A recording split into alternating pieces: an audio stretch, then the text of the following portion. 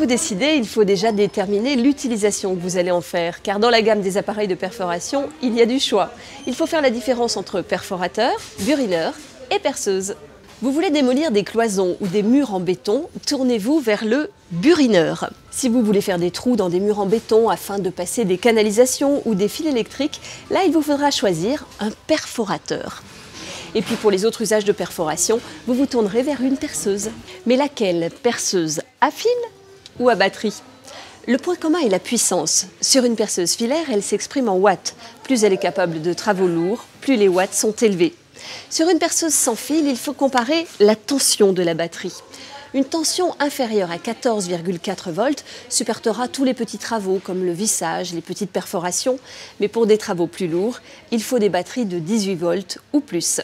Qu'elles soient filaires ou à batterie, ces perceuses vous permettent de visser, dévisser et percer de nombreux matériaux.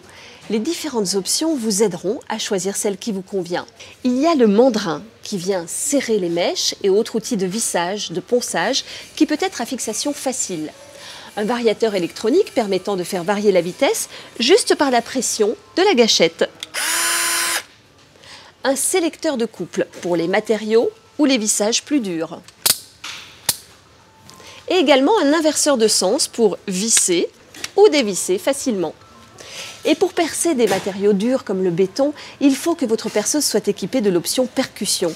Cette technologie permet d'impulser des coups réguliers à la mèche en plus de sa rotation. Cette option existe sur la gamme des perceuses filaires et très rarement sur les perceuses à batterie. En conclusion, choisissez votre perceuse en fonction de vos besoins et de la fréquence d'utilisation. Et pensez à bien tester sa prise en main afin de jauger la répartition de son poids.